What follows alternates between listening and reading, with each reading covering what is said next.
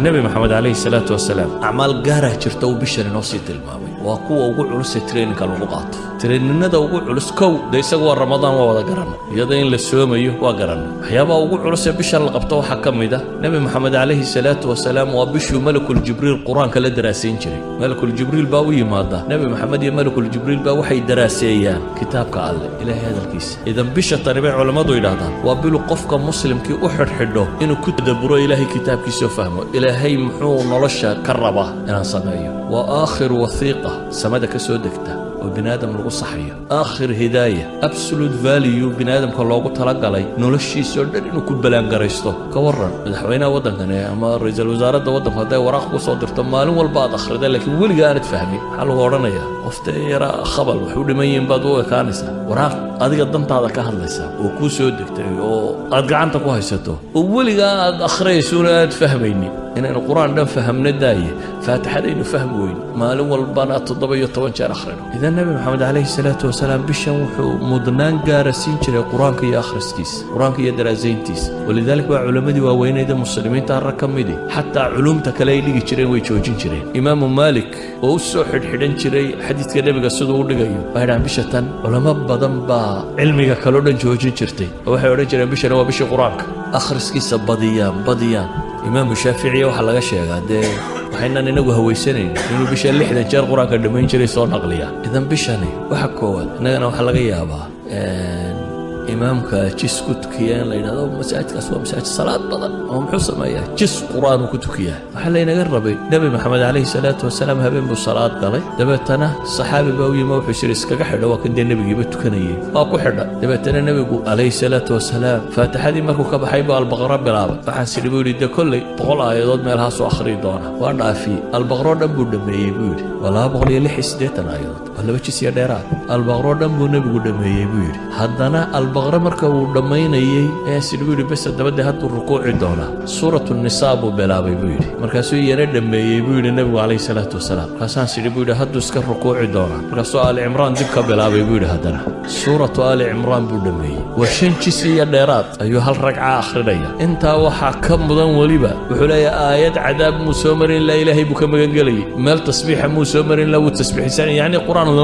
la leeyahay maahan quraan lagu tadabburayo la fahmayo wuxuu sheegay laga jawaabayo waa isagoo salaada ku jira markuu tasbiixaad iyo xamdala soo maro uu tasbiixsanay markuu soo maro cadaab iyo wax lamida uu ilaahay ka magan galay markuu nimco iyo janno iyo wax lamida soo maro uu rabbigi weydiisanay hal ragco ku tukaday hal ragco ayuu shan jisiya dheeraad akhrinaya idan nabiga alayhi salaatu wasalaam ramadaantii u dambeysay laba jeer buu la dhameeyay quraanka daraasadiisii uu la dhameeyay kuma malakul jibriil idan bishatani waa bilu qofka muslimkii u xidhxidho warbal ilaahay warkiisa fahmarta rabbi waxa uu ku sheegayo rabbus samaawaati wal ard ayaa adiga kula hadlaya bidaatik dadka quraanka markay akhrinayaan cid kale ka fakaraan cid kale ka fakarin adigu baa ilaahay la hadlaya qof walba gaarkiisa loola hadlaya waxyaabaha bishatan وآتك وقبل جري النبي عليه الصلاة والسلام ومن المسلمين توفروا وحكم إذا قيام الليل كتراويح ده صلاة ده بدن اللي تكرينت صلاة ده بتصطو يا بالله سفروا وحكم إذا بيشتن آتك لو جد داليه ونبي سمين جري التصدق صدقات إنه وين إنه نقوح عنابين وبدنين ونطق وحنسينا سيدا أوجد أي صحابي يمحولها نبي جوحها مدق بدن ده أصليا بقى النبي عادي سوى حيد ولقي وحلا ويديه ما يمورا هذا بالقياس qof wax la weydiiyay ma yooranin waliba dadku isku mid maaha markaan dadka wacyi ka dhaxaqoonaad meelaha iska joogto cid kugu soo beegmaysay wax ku moodaysa de waa dad yar aan yaro qaraaba iyo laba saddex saaxiib ahaydeen cid kale bay ku weydiinaysa laakiin ka waran hadaa dad madaxdood tahay oo waliba aanad askar iyo cid ku ilaalisa lahayn oo waliba haduu madaxweynuhu shanta salaadood halkan inagu la tukado oo cid dadka ka celinaysa aanay jirin imsa qof wax weydiisan lahaa soo qof waliba dantiisa kulama soo dhaqaaqaan isma yiraahdo waa madaxweynihi ka waran haduu rasuul ilaahay rasuulki ilaahay oo dadka dhex jooga war meel la ku maqnay oo shanta salaadood bal la arkayo oo hadana waligi wax la weydiiyaan ma oranin wax la weydiiyay an qad ma oranin hadana isagoo sidaas noloshiisu ahay ayaa la yiraahdaa hadana رمضان وكان أجود مما يكون وحاهنشري في رمضان بشهر رمضان وقد يقبضنا بلا كلودا من الليلة انتو بشهر بحيو ويكقد السنين وحبحنتي سكر ريح المرسلة بايهيد بحديثة المامية سيدي دبايل دبانيسة dabayl babanaysa ama dhabanaysa ayuu la mid ah yacni nebigu calayhi salaatu wasalaam gacantiisa way furray bisha tani waa bil markaa dadka muslimiinta ee takaaful ijtimaaci isu naxariistaan foqorada wax la siiyo masaakiinta wax la siiyo qaraabada la xidhiidhiyo tolka la xidhiidhiyo cid walba wax la siiyo waxyaabuu nebigu bishan samayn jiray waxaa ka mid ah iyadoo cibaadadiisu ay saa u badanto haddana bisha qayb ka mid ah dunidaba kasii go'i jiray marka horeba bisha cibaadadaa lagu jiray haddana qayb kaloo bishan ka mida buu ictikaaf wax la yidhaahda samayn jiray 10 maalmood 20 oo ictikaafa ictikaafku waa maxay waa inuu qofku masaajidka isku xareeyo aanu dib uga bixin ilaa lidaruura inuu ama masquultiga iyo ama cunno la siinayo wax allaaliya wuxuu ka maarmi karo inuu ka maarmo albaabka masaajidka inaanu istaagin oo markaa masaajidka gudihiisa maxaa laga qabanaya dadka badhba intay ictikaafka ku soo xaroodaan hurdo uun haddana hurdo looma soo xaroodo dad seexanaysa gurigaaga waad seexan lahayd waxaa loo soo xaroodaa in cibaadada la maximize gareeyo bishii waa sii dhammaanaysaaye tobanka dambe inaad goosato markaa the last days baad ku jirtaa tobanka maalmood ugu dambeeyana nebigu calayhi salaatu wasalaam uu ictikaafi jiray marka ictikaafku macnaheedu waa maxay xaaraan iyo baabka ka kaalaya mubaaxaadka iyo xalaashii buu ka tegayay xataa xalaal ajar looga qorayuu ka tegay oo ajar ka weyn uu raadinayay nebigu calayhi salaatu wasalaam wuxuu inoo tilmaamay ninku gabadhiisa markuu u tago hadduu xalaal ugu tago ajar baa loo qoraa siduu xadiidka nebigu sheegay laakiin tobankan maalmooda dambe maca dumarka waa laga fogaanaya walaa tubaashiruuhunna waantum caakifuuna fi lmasaajid baa ilaahayeen haweenkana ha la dhaqmina idinkoo ictikaafsan baa layidhi idan tobankan maalmood calaa'iqu dunya kullaha buu jaraya wuxuu u fasax qaadanayaa in tobankan maalmood umuurta aakhiro oo qura uu ka shaqeeyo waxyaabaha bishan ku badnaa nebiga calayhi salaatu wasalaam waxaa ka mid ah ducaa ilaahay baryadiisa walidalik baa aayadda ducada ugu khaasaysani waxay ku soo aroortay maxay في وسط آيات الصوم وإذا سألك عبادي عني فإني قريب أجيب دعوة الداعي إذا دعان آيات كاسي كدب ولا تباشرهن وأنت آيات قدام بيع اعتكاف كي كور رميا